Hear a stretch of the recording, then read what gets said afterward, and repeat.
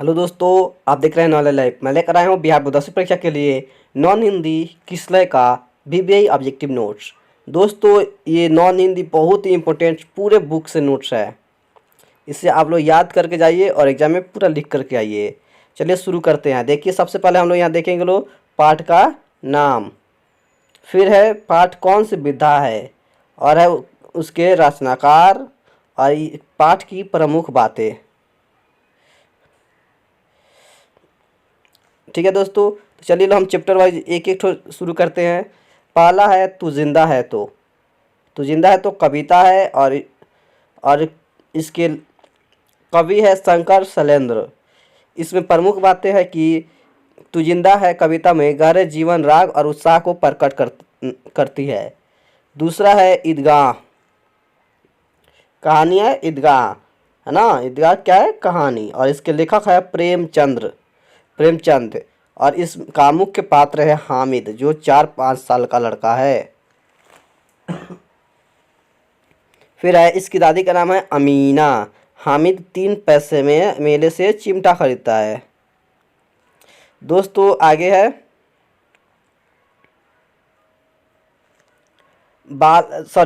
3 number में है करमवीर। करमवीर एक कविता है और इसके कवि है अयोध्या सिंह उपाध्याय, और इनका उपनाम है हरिऔध। ये कविता कर्मशील लोगों की बात करती है जो बाधाओं से जूझते हैं और घबराते नहीं हैं। दोस्तों चौथा पाठ है बाल गोविंद भगत। बाल गोविंद भगत एक रेखा चित्र है ना। पूछता है एग्जाम में पाठ की कौन सी विधा है, तो रेखा चित्र। और इसके रचनाकार है राम वृक्ष बेनीपुरी। और इसमें प्रमुख बातें हैं कि बाल गोविंद भगत 60 साल के ऊपर के हैं और वह कबीर को अपना साहब मानते हैं। उनका एक लड़का भी था जो बूढ़ा और सुस्त था। दोस्तों पाठ है 5 हुंड्रू का जलप्रपात। यह एक झरना है। और पाठ की विधा है यात्रा वृतांत।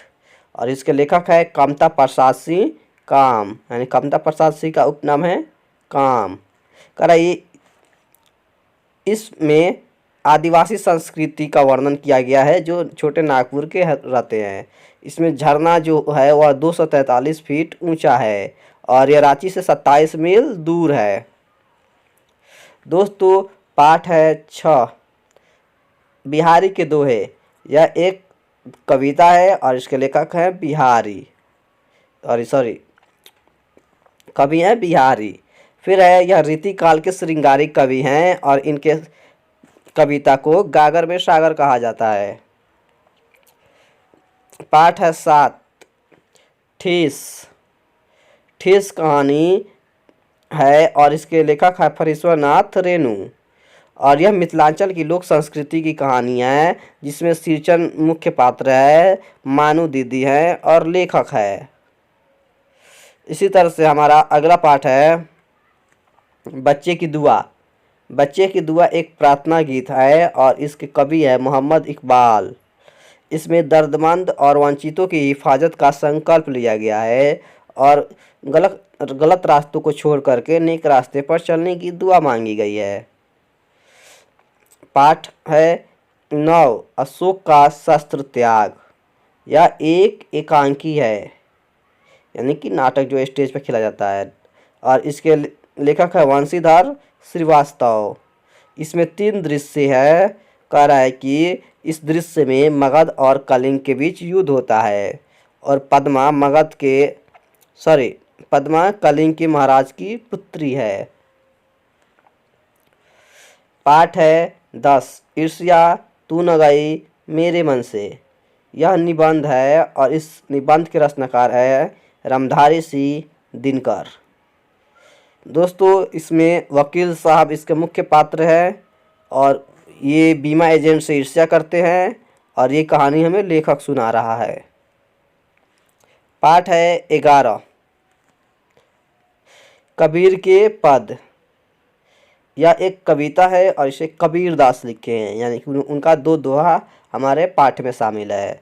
ये भक्ति काल के अप्रीतम कवि हैं और यह अपने दोहे में कागज लेखी के बदले आखन देखी की बात करते हैं। दोस्तों इसी तरह से 12 चैप्टर है यानी 12 पाठ है। विक्रमशिला यह एक निबंध है। यह पाठ्य पुस्तक विकास समिति द्वारा लिखा गया है और यह अंग महाजनपद यानी कि आज का आधुनिक भागलपुर पोस्ट पथरघट्टा में स्थित है। इसमें एक साथ 10,000 छात्र और 1,000 शिक्षक रहते थे और इसकी विध्वंस की कहानी तबाकत ए नासरी किताब में है। इसके प्रांगण में 6 विश्वविद्यालय विद्यमान थे। फिर आगे है दीदी की डायरी। यह एक डायरी है और यह संकलित है यानी कि डायरी से लिखा गया है। इसकी मुख्य पात्र है संजू जो फूल सी हंसमुख लड़की है।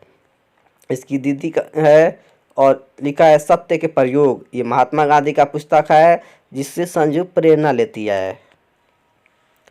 दोस्तों चैप्टर नंबर 14 है पीपल। पीपल कविता है और इसके कवि है गोपाल सिंह नेपाली और इसमें लिखा है नदी किनारे प्राचीन पीपल वृक्ष का वर्णन किया गया है और प्राकृतिक सौंदर्य को लिखा गया है। फिर है 15 पाठ है 15 दीनबंधु निराला।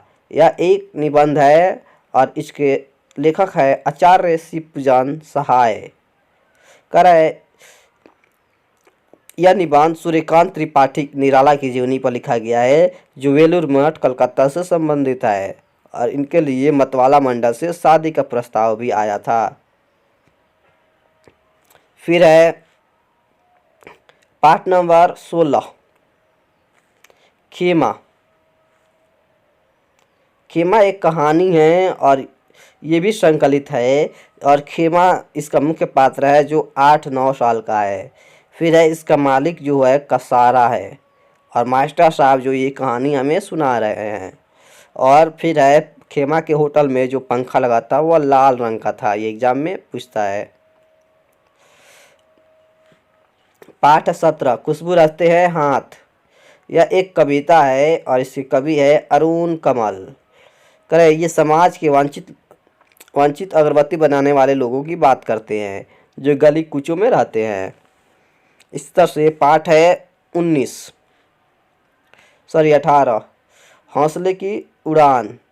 हौसले की उड़ान एक निबंध है और यह पाठ्य पुस्तक विकास समिति द्वारा रचित है। इसमें बिहार की बेटियों की कहानी है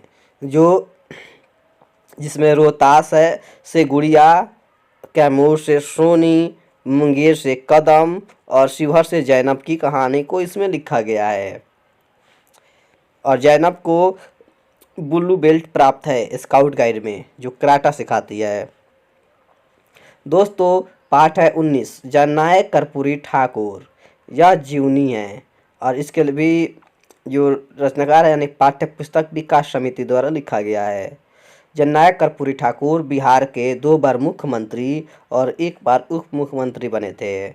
इनका जन्म 1921 ईस्वी को हुआ था और 1988 ईस्वी को इनका मृत्यु हुआ। इनकी माता का नाम राम दुलारी देवी था जबकि पिता का नाम गोकुल ठाकुर। दोस्तों आगे है झांसी की रानी। यह एक कविता है ना और इसकी कवित्री है सुभद्रा कुमारी चौहान। कर यह 1857 की क्रांति का वर्णन करती हैं और इसमें लक्ष्मीबाई यानी झांसी की रानी लक्ष्मीबाई की जीवनी को लिखा गया है जो अंग्रेजों से लुहा ली थी। पाठ है 21 चिकित्सा का चक्र। दोस्तों यह एक हास्य व्यंग है और इसके रचनाकार है बेढब बनारसी। इसका मुख्य पात्र लेखक है और इसमें जो डॉक्टर आते हैं वह चूहानाथ कातर जी है जो FRCS की है लंदन से। फिर लेखक दांत उखड़वाने के लिए डॉक्टर उससे एक दांत के लिए 3 रुपये लेता है और 32 दांत के लिए 96 रुपये, जिसमें 6 रुपये कम करके 90 रुपये मांग करता है। दोस्तों पाठ 22 है सुदामा चरित्र। यह एक कविता है और इसके कवि है नरोत्तम दास। यह ब्रिज भाषा में लिखा गया कहानी है जिसमें सुदामा और कृष्ण की मित्रता की कहानी को कविता में लिखा गया है। दोस्तों किसले किताब का आखिरी चैप्टर है राह भट्ट के हिरन के बच्चे के। यह एक कविता है और इसके लेखक है डॉक्टर नी, जो वियतनाम के हैं, है ना। डॉक्टर नी वियतनाम। फिर है इसके अनुवादक है राजेंद्र मिश्र। कह रहा है कि ये हिरन के बच्चे की कहानी इस पाठ में उद्धृत है। दोस्तों ये वीडियो आपको कैसा लगा कमेंट सेक्शन में ज़रूर बताएं और भी वीडियो पाने के लिए हमारे चैनल को सब्सक्राइब करें।